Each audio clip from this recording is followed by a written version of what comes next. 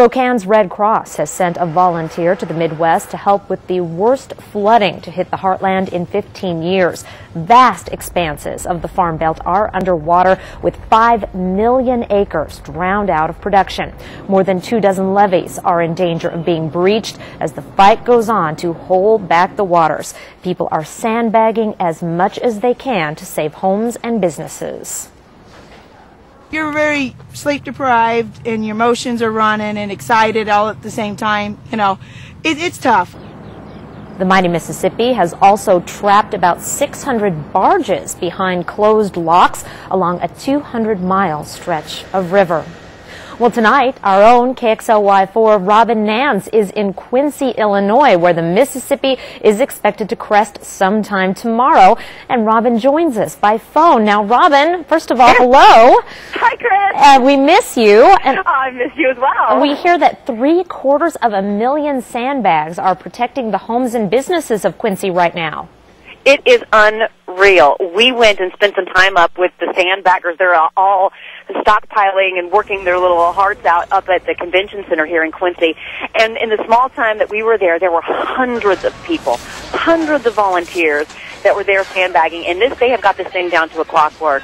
It is unbelievable. They had, FEMA obviously is here. The Army and Air National Guard is 500 troops here. The Coast Guard is here. Salvation Army is here, as you mentioned. And they are just working so hard. But some of their work is for naught. You also know that a couple of the levees around here have breached. One to the north of Quincy, one to the south of Quincy. And they have, in fact, where we are, Quincy is right across the river from Missouri. It's connected. There's bridges that connect Missouri and Illinois right across from Quincy, and one of those bridges is already underwater. And they're watching very closely the others. We learned a lot of lessons back from the flood of '93, which I was a reporter here during that time. So some of it seems so surreal that it's happening again. Right now we are expecting the river to crest just about 2 inches below the flood level back in '93. Of course, that was considered then the 100-year flood. They didn't expect anything, for another 100 years to reach that level. But here we are looking at it again. Bottom roads right along the river are underwater. And you might also know that Senator Obama, presidential candidate, was here back on Saturday filling some sandbags, made a surprise visit. There are rumors that President Bush is going to make an appearance here as well within the next couple of days.